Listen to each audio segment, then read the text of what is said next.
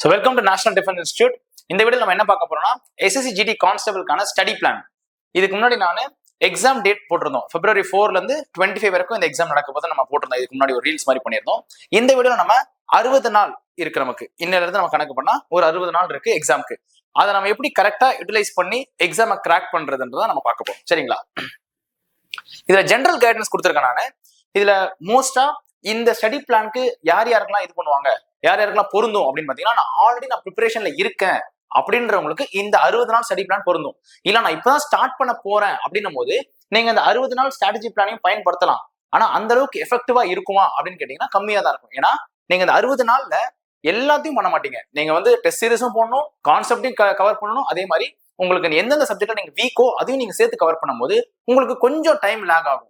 இல்ல நான் extra time work பண்ணி நான் கொஞ்சம் எக்ஸ்ட்ரா எஃபர்ட் போடுறேன் அப்படின்ற பட்சத்துல நீங்க எக்ஸாம் கிளியர் பண்றதுக்கான வாய்ப்பு நிறையவே உண்டு. ஸோ இந்த ஸ்டடி பிளான் நான் கரெக்டா படிச்சுட்டே வரேன். இந்த எக்ஸாம் என்னோட டார்கெட் எக்ஸாம் படிச்சுட்டு வருவாங்க பாத்தீங்களா, அவங்களுக்கான இந்த 60 நாள் தான் இந்த ஸ்டடி பிளான். சரிங்களா? ஸோ இதுல ஜெனரல் கைடன்ஸ் என்ன கொடுத்துருக்காங்கன்னா, study for dedicated for 6 to 8 hours. அதாவது நீங்க ஒரு நாளைக்கு 6ல இருந்து 8 மணி நேரம் நீங்க ஒதுக்கணும்.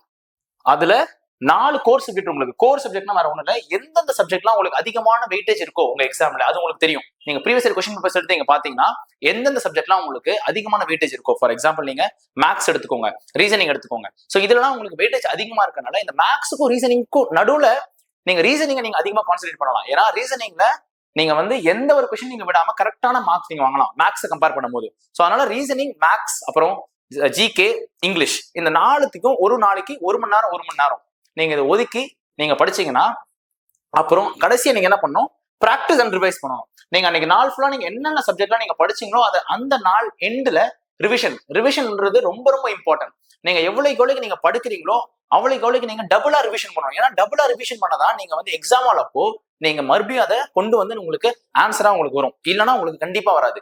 நான் ஃபுல் புக்கையும் நான் படிச்சு முடிச்சிட்டேன் அப்படின்னா உங்களுக்கு வராது. நீங்க ஃபுல் புக்கையும் 10 வாட்டி படிச்சு முடிக்கணும். அப்படின்னு அதுக்கு பேர் தான் ரிவிஷன். ஸோ ரிவிஷன்ன்றது ரொம்ப ரொம்ப இம்பார்ட்டன்ட் காம்படிட்டிவ் எக்ஸாம் பொறுத்த அளவுக்கு. சரிங்களா?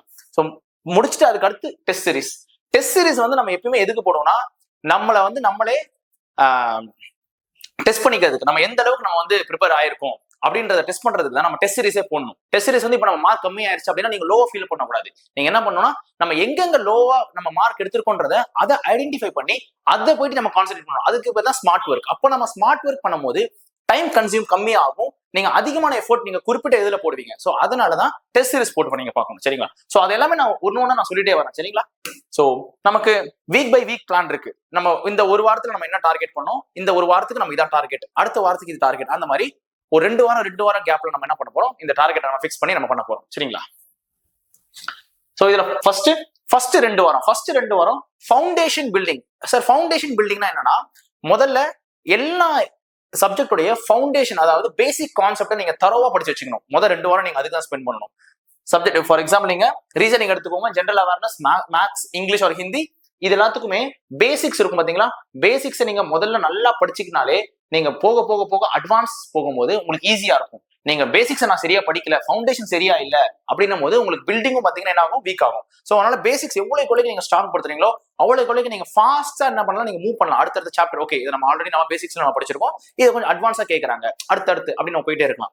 ஸோ இதுல ஸ்பீட் அண்ட் அக்யூரசி, பேசிக்ஸ்ல நம்ம இன்னொன்று என்ன பண்ணோம், ஸ்பீட் கொஞ்சம் இன்க்ரீஸ் பண்ணணும். அப்புறம் ரிவ்யூ மாக் டெஸ்ட் நம்ம போட்டு பார்த்துட்டு கரெக்ஷன் பண்ணணும். நம்மளே கரெக்ஷன் பண்ணி பார்க்கணும், நம்ம எவ்வளவுக்கு நம்ம தப்பு வாங்கியிருக்கோம், எவ்வளவு கரெக்ட் வாங்கியிருக்கோம், எந்த சப்ஜெக்ட்ல நம்ம எந்த ஏரியால நம்ம தப்பு வாங்கியிருக்கோன்றதை நம்ம எல்லாமே பார்த்துட்டே வரணும். இதை நீங்க ஒரு நாள்ல நீங்க காலையில ஆரம்பிக்கிறது பிசிக்கல்ல இருந்து ஆரம்பிக்கணும். காலையில அட்லீஸ்ட் ஒரு 3 கிலோமீட்டர் நீங்க ஓடணும். எவ்ரிடே நீங்க 3 கிலோமீட்டர் நீங்க ஓடணும். ஆனா எக்ஸாம் கிட்ட வர நீங்க என்ன பண்ணலாம், அதையுமே நீங்க குறைச்சிக்கிட்டு அதிகமா எக்ஸாம்க்கு நீங்க கான்சென்ட்ரேட் பண்ணலாம். ஆனா இப்போ பாத்தீங்கன்னா நமக்கு நவம்பர் 23 ஆகுது. நவம்பர் 23ன்ற போது நீங்க எக்ஸாமுக்கு நீங்க கொஞ்சம் கான்சென்ட்ரேட் பண்றதும் அதே மாதிரி பிசிக்கலும் நீங்க கான்சென்ட்ரேட் பண்ணலாம். காலையில ஒரு 3 கிலோமீட்டர் நீங்க ஓடலாம் மினிமமா. ஏன்னா நமக்கு தெரியும் 24 நிமிஷம் 5 கிலோமீட்டர் நீங்க ஓடணும். ஸோ அட்லீஸ்ட் ஒரு 3 கிலோமீட்டர் ஒரு நாளைக்கு காலையில நீங்க ஓடிட்டே இருந்தீங்கன்னா உங்க டேவை ரன்னிங்ல ஸ்டார்ட் பண்ணுங்க. ரன்னிங்ல ஸ்டார்ட் பண்ணீங்கன்னா உங்க பிரெயினும் ரொம்ப ஃப்ரெஷ்ஷா இருக்கும், நீங்க ஆக்டிவா இருப்பீங்க, you can able to produce lot of things. So next 3ஆவதுல இருந்து 4வது வரும் நமக்கு என்னன்னா, அடுத்து சேலஞ்சிங் டாபிக்ஸ்ன்றது இண்டிவிஜுவல் ஒருத்தவங்களுக்கு ஒரு டாபிக் வந்து சேலஞ்சிங்கா இருக்கும். சில பேருக்கு வந்து மேக்ஸ் சேலஞ்சிங்கா இருக்கும், சில பேருக்கு ஜிகே சேலஞ்சிங்கா இருக்கும், சில பேருக்கு ரீசனிங் சேலஞ்சிங்கா இருக்கும். அதை வந்து நீங்க எப்படி கண்டுபிடிப்பீங்க? சார் அது எப்படி சார் எனக்கு தெரியும், நான் ரீசனிங்ல வீக்கா இருக்கேன், நான் வந்து மேக்ஸ்ல வீக்கா இருக்குன்றதை நீங்க படிக்கும் போது தெரிஞ்சுப்பீங்க. இன்னொன்னு டெஸ்ட் போடுறப்ப தெரிஞ்சிருவீங்க. நீங்க நல்லா படிச்சுட்டே வருவீங்க, ஆனா டெஸ்ட் போடும்போது என்ன பண்ணுவீங்க, லேக் ஆவீங்க. ஐயோ நம்ம படிச்சோம் இந்த கான்செப்ட், ஆனா நமக்கு வரலையே அப்படின்னும் போது அப்படின்னா நீங்க ரிவிஷன் லேக் ஆகுறீங்கன்னு அர்த்தம். எப்பயுமே நல்லா புரிஞ்சுக்கோங்க, எக்ஸாம்ல நீங்க ஏதோ ஒரு கொஸ்டினை பாக்குறீங்க, அந்த கொஸ்டின் எனக்கு நல்லா தெரியும், இந்த கான்செப்ட் எனக்கு தெரியும், ஆனா என்னால ஆன்சர் பண்ண முடியலன்னா நீங்க ரிவிஷன்ல லேக் ஆகுறீங்கன்னு அர்த்தம். நிறைய ரிவிஷன் பண்ணணும், சரிங்களா? அதெல்லாமே டெஸ்ட்ல நம்ம கண்டுபிடிக்கிறது. அதனால நீங்க ஆக்சுவல் டெஸ்ட் வந்து நீங்க எடுத்துக்க கூடாது. அதுக்கு முன்னாடி மார்க் டெஸ்ட் நீங்க கண்டக்ட் பண்ணி நீங்களே என்ன பண்ணிக்கணும், உங்களை வந்து தேர்ச்சி படுத்திக்கணும். ஓகே நம்ம வந்து இதெல்லாம் வீக்கா இருக்கணும், நம்ம இதெல்லாம் நம்ம கொஞ்சம் ஜாக்கிரதையா இருக்கணும் அப்படின்னு சொல்லிட்டு. அடுத்து உங்களுக்கு 5ஆவதுல இருந்து 6வது வாரத்துல நம்ம மோஸ்டா என்ன பண்ணுவாங்கன்னா ஸ்பீட் இன்க்ரீஸ் பண்ணணும். ஏன்னா ஸ்பீடுன்றது ரொம்ப ரொம்ப முக்கியம். ஏன்னா எக்ஸாம் வந்து உங்களுக்கு டைம் தான், உங்களுக்கு 90 நிமிஷம் போது அந்த 90 நிமிஷத்துல எந்தெந்த கொஸ்டின்ஸ்லாம் உங்களால டக்குன்னு எடுத்து நீங்க ஆன்சர் பண்ண முடியுமோ அதுக்கான டைமை வந்து நீங்க ஃபாஸ்டா நீங்க பிராக்டிஸ் பண்றதை பயங்கர ஃபாஸ்டா பண்ணணும். அப்பதான் நீங்க அந்த ப்ரெஷர், எக்ஸாம் ப்ரெஷர்னு சொல்லுவாங்க எல்லாருமே. எக்ஸாம் ப்ரெஷர்ன்ற வேற ஒண்ணும் இல்ல, அந்த டைம்ல அதே கொஸ்டினை நீங்க நார்மல் டைம்ல நான் உங்ககிட்ட கொடுத்தா நீங்க சால்வ் பண்ணிடுவீங்க. இல்ல இன்னைக்குதான் உங்களுடைய எக்ஸாம், இன்னைக்கு வந்து இதான் உங்களோட லாஸ்ட் எக்ஸாம், இதான் உங்களோட ஃபைனல் அட்டெம்ப்ட் அப்படின்னும் போது உங்க மேல ஒரு ப்ரெஷரை நான் போடுறேன் பாத்தீங்களா, அதுல உங்க பிரெயின் என்ன பண்ணுது, ஆட்டோமேட்டிக்கா வேலை செய்யாம போயிருது. சோ அதனாலதான் நீங்க என்ன பண்ணணும், ப்ரெஷரை ஹேண்டில் பண்றதுக்கு நீங்க மார்க் டெஸ்ட் நீங்க போடணும். மார்க் டெஸ்ட், ரிவிஷன் இது எல்லாமே நீங்க பண்ணீங்கன்னா நீங்க ஆட்டோமேட்டிக்கா அந்த எக்ஸாம் நீங்க நார்மலாவே நடத்துவீங்க. ஒரு நார்மல் மார்க் டெஸ்ட் இது நம்ம வந்து போட்டு போறோம் ஆன்சரை. அதனால எப்பவுமே மைண்டை வந்து ரொம்ப ஃப்ரீயா வச்சுக்கோங்க. ப்ரெஷர்ல நீங்க ஹேண்டில் பண்ணீங்கன்னா யூ கனாட், நீங்க வந்து என்ன பண்ண முடியாது, உங்களால ஆன்சர் வந்து பண்ண முடியாது, சரிங்களா? சோ இதுல வந்து பாத்தீங்கன்னா உங்களுக்கு டாபிக்ஸ் நான் இதுல கொடுத்துருக்கேன். உங்களுக்கு மோஸ்டா இதுல நான் வந்து இந்த டேப்லெட் கால் நான் உங்களுக்கு மோஸ்டா உங்களுக்கு இது பண்ணல, எக்ஸ்பிளைன் பண்ணல. நான் வீடியோ நீங்க பாத்துட்டு இருக்கும்போது நடுவில் நீங்க பாத்துக்கோங்க, சரிங்களா? இதுல வந்து என்னென்ன சப்ஜெக்ட்ஸ் எல்லாம் வருது, உங்களுக்கு ஆல்ரெடி உங்களுக்கு தெரியும் சப்ஜெக்ட்ஸ் எல்லாம் என்னென்ன வருது, ரீசனிங்ல வருது, மேக்ஸ்ல என்ன வருதுன்றது, ஜிகேல என்ன வருதுன்றது. அதுல 1 hour per day நீங்க எடுத்துக்கோங்க. இதுல கடைசியா வந்து மார்க் டெஸ்ட் மட்டும் நான் என்ன பண்ணிருப்பேன், 2 hours மார்க் டெஸ்ட் போட்டிருப்பேன். அந்த 2 hours மார்க் டெஸ்ட் வந்து நீங்க ஃபோக்கஸ் பண்ணி நீங்க அதை பண்ணிக்கலாம். இதுல practice solving all questions with இந்த டைம் லிமிட்குள்ள எல்லா கொஸ்டினையும் சால்வ் பண்ண கத்துக்கோங்க. நமக்கு டைம் இருக்கு அப்படின்ற பட்சத்தில் நீங்க போவே கூடாது. டைமை செட் பண்ணிட்டு தான் நீங்க கொஸ்டினை ஸ்டார்ட் பண்ணணும். அப்பதான் உங்களுக்கு தெரியும் நம்ம எவ்வளவு நேரத்துல நம்ம முடிக்கிறோம் அப்படின்ட்டு. அதே மாதிரி இதுல அடுத்து வந்து உங்களுக்கு லாஸ்ட் ஃபைனல் ப்ரெப்னா ஃபைனல் கடைசி ஒரு 2 வாரம் இருக்கு பாத்தீங்களா, கடைசி 2 வாரம் ரொம்ப என்ன பண்ணக்கூடாது, ப்ரெஷர் போட்டுக்க கூடாது. ரொம்ப ப்ரெஷர் போட்டு நம்ம அதை படிக்கலையே இதை படிக்கலையே அப்படின்ற ஒரு ப்ரெஷர்ல நீங்க என்ன பண்ணக்கூடாது, வெயிட்டான சப்ஜெக்ட்லாம் எடுத்தோ இல்ல வந்து ஏதோ தெரியல, ஓகே நமக்கு வந்து ஒரு கான்செப்ட் தெரியல, புதுசா ஒரு கான்செப்ட் எடுத்து நம்ம படிப்போம் அப்படின்லாம் நீங்க படிக்க கூடாது. ஏன்னா அந்த சமயத்துல உங்க பிரெயின் என்ன பண்ணணும், இதுதான் வந்து நேச்சர்.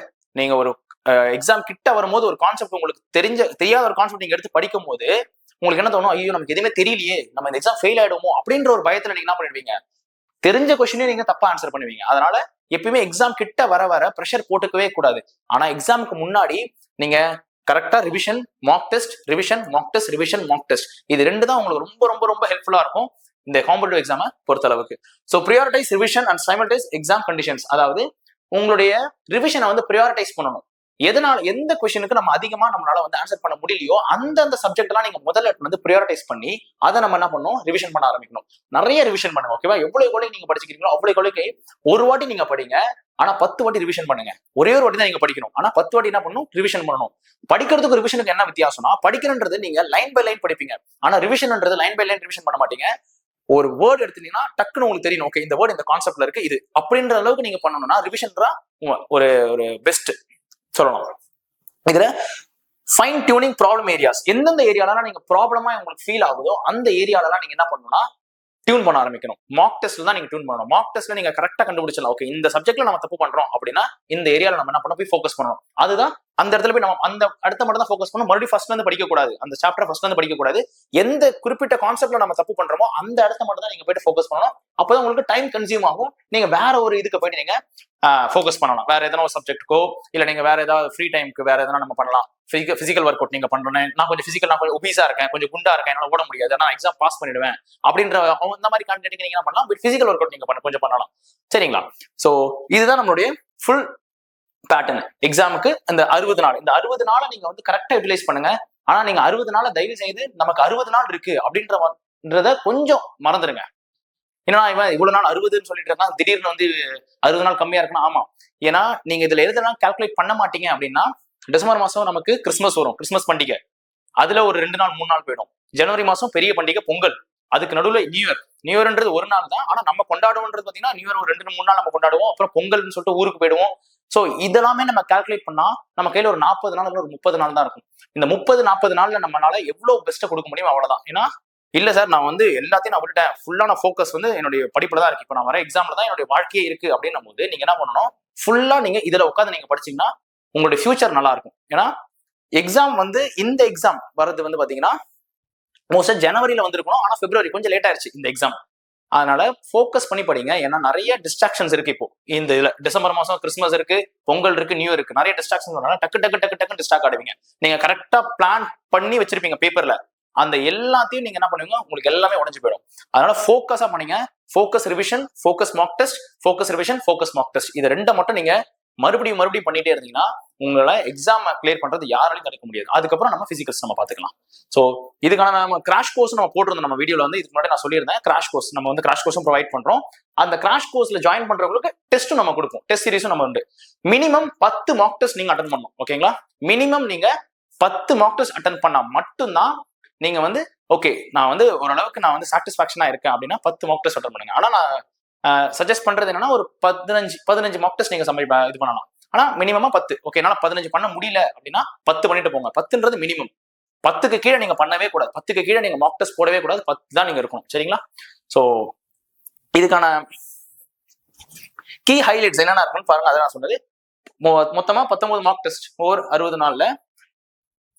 ஆரம்பிக்கும் போது கொஞ்சம் ஸ்லோவா ஆரம்பிங்க. உங்க ஃப்ரீக்வன்சியை போக போக போக போக இன்க்ரீஸ் பண்ணுங்க. ஆனா அந்த இன்க்ரீஸ் பேஸ் ஃபாஸ்டா இருக்கணும். இல்ல ஒரு 60 நாள்ல ஃபர்ஸ்ட் 10 நாள் நான் ஸ்லோவா போறேன், அடுத்து 10 நாள் அப்படி போக கூடாது.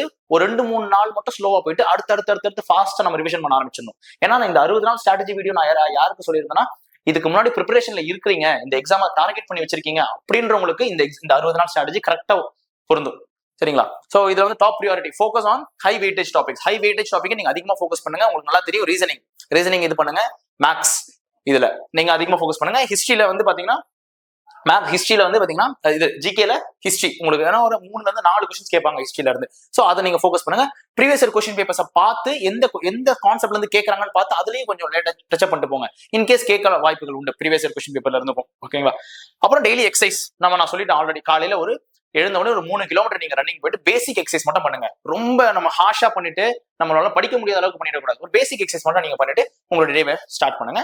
முடிக்கும் போது ரிவிஷன் பண்ணிட்டு முடிங்க. ரிவிஷன் பண்ணாம பெட்டுக்கு போக கூடாது. ரிவிஷன் பண்ணணும். நமக்கு நீங்க எவ்வளவு படிச்சோமோ அது எல்லாத்தையும் ஒரு வாட்டி கிளான்ஸ் பார்த்துட்டு தான் நீங்க என்ன பண்ணணும், தூங்கவே போகணும். சரியா? இல்லைன்னா தூங்கவே கூடாது நீங்க. சோ நம்ம இந்த எக்ஸாமுக்கான கிராஷ் கோர்ஸுமே நம்ம தரோம். அது இல்லாம ஃபுல் கோர்ஸுமே தரோம். நான் எக்ஸாம் ப்ரிப்பேர் பண்ணிட்டு இருக்கேன் அப்படின்ற பட்சத்துல எனக்கு கிராஷ் கோர்ஸ் மட்டும் வேணும்ன்றவங்க கிராஷ் கோர்ஸ் நீங்க ஜாயின் பண்ணி டெஸ்ட் சீரிஸும் அதுல இன்க்ளூட் ஆயிடும். இல்ல நான் ஃபுல் கோர்ஸ் ஜாயின் பண்ண போறேன் அப்படின்றவங்க நீங்க ஜாயின் பண்ணிக்கலாம். சரிங்களா? இதை தவிர்த்து இந்த எக்ஸாமுக்கான எதனா டவுட்ஸ் இருக்குது அப்படின்னா இந்த நம்பருக்கு நீங்க கால் பண்ணலாம். நீங்க கிராஷ் கோர்ஸ் ஜாயின் பண்றீங்க அப்புறம் ஃபுல் கோர்ஸ் ஜாயின் பண்றீங்கனாலுமே நீங்க என்ன பண்ணலாம், நம்ம இன்ஸ்டியூட்லயே வந்து நீங்க படிக்கலாம். ஆஃப்லைன் தான். ஆஃப்லைன்ல நீங்க வந்து நீங்க இங்க வந்து தங்கி படிக்கலாம். சரிங்களா? சோ இதை தவிர்த்து வேற என்னென்ன டவுட்ஸ் உங்களுக்கு என்ன வேணும், கைட்லைன்ஸ் எதனா வேணும் எனக்கு அப்படின்ற பட்சத்துல நீங்க இந்த நம்பருக்கு கால் பண்ணி தாராளமா கேட்கலாம். நம்ம இன்ஸ்டியூட் வந்து பாத்தீங்கன்னா இங்க சென்னை கிண்டில இருக்கு, மடுவாங்கரை. சரிங்களா? சோ நீங்க அங்க வந்து நம்ம அப்ரோச் பண்ணா நமக்கு இங்க ஹெல்ப் பண்ணுவாங்க. சரிங்களா? So thank you.